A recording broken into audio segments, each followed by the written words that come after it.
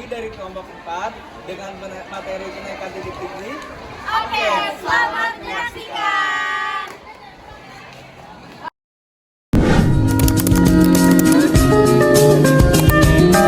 Kalian tahu nggak sih apa itu sifat koligatif larutan? Nah, sifat koligatif larutan adalah sifat larutan yang tidak bergantung pada jenis zat larut, tetapi masih bergantung pada konsentrasi partikel zat pelarutnya. Sifat koligatif larutan mempelajari tentang penurunan tekanan uap jenuh, kenaikan titik didih, penurunan titik beku, tekanan osmotik, sifat koligatif larutan, elektrolit, penerapan sifat koligatif larutan dalam kehidupan sehari-hari.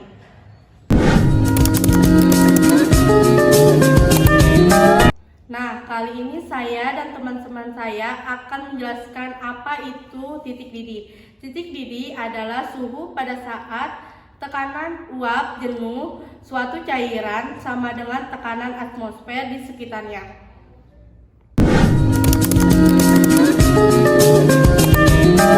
Dalam kehidupan sehari-hari, contohnya apabila air murni dipanaskan pada tekanan 1 atm atau 760 mm Hg, maka air akan mendidih pada saat temperatur 100 derajat Celcius.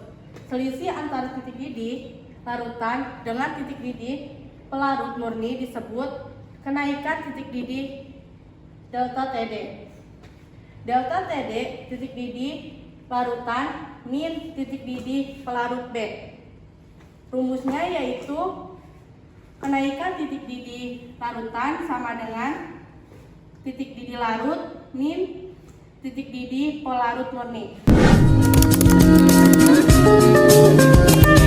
Assalamualaikum warahmatullahi wabarakatuh. Perkenalkan, nama saya Dea Andriani dari kelas 12 IPA 4. Di sini saya akan menjelaskan tentang grafik kenaikan titik didih.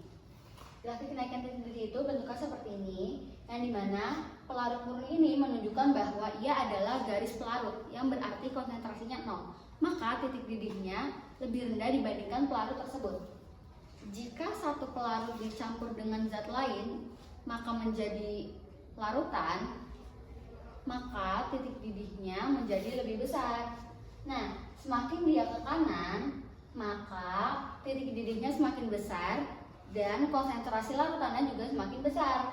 Nah, nilai kenaikan titik didih ini berbanding lurus dengan kemolalan larutan. Sama dengan sifat koligatif lainnya. Kenaikan titik didih itu hanya tergantung jumlah zat terlarut yang dinyatakan dengan konsentrasi. Nah, di sini itu kita pakai konsentrasinya ialah molalitas. Kenaikan titik didih mempunyai tetapan yang disebut dengan tetapan kenaikan titik didih atau KB. Tahu nggak sih apa itu KB?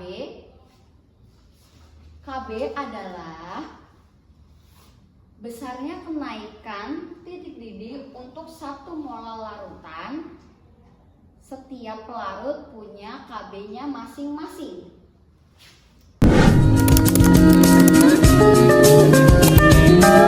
Kenaikan titik didih ini dia punya tetapan, yang dimana tetapan tersebut dinamakan dengan tetapan kenaikan titik didih molar atau KB.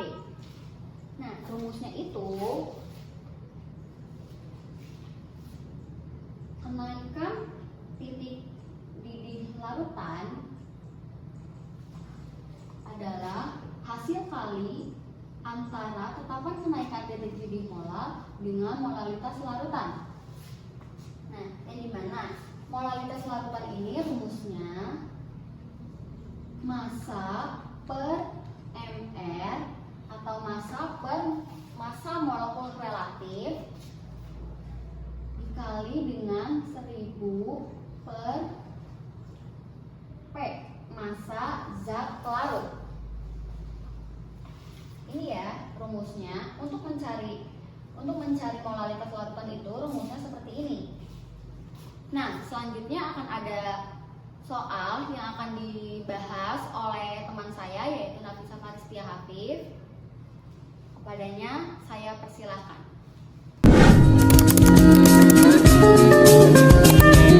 Perkenalkan, nama saya Nafisa Faristia Hafif. Di sini saya akan menjelaskan soal tentang kenaikan titik didih.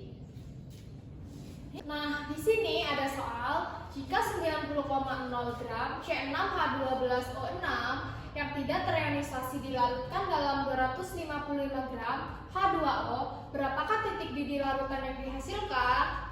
Nah, pertama-tama kita tuliskan dulu yang diketahuinya. Yang diketahui adalah massa C6H12O6 yaitu 90,0 gram. Kemudian massa H2O yaitu 255 gram. Nah, yang ditanya yaitu berapakah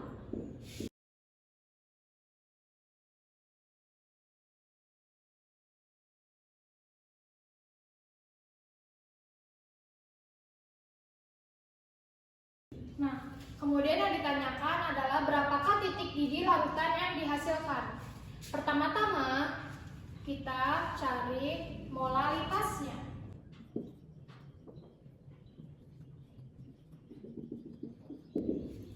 Kemudian rumus molalitas adalah massa per ml dikali 1000 per P. Nah, karena dalam soal tidak diketahui MR-nya, maka pertama-tama kita harus mencari MR-nya terlebih dahulu. Nah, cara mencari MR adalah dengan mengalikan AR dengan koefisien unsur tersebut. Nah, kita cari AR-nya dulu. ARC adalah 12. Kemudian ARH adalah 1. ARO adalah 16. Kemudian kita kalikan dengan koefisiennya, yaitu 6 dikali 12 ditambah 1 dikali 12 ditambah 6 dikali 16. per 0, yaitu hasilnya menjadi 180 G per mol. Nah, kita sudah mendapatkan MR-nya. Kemudian kita masukkan ke dalam rumusnya. Masanya kan 90,0 gram ya.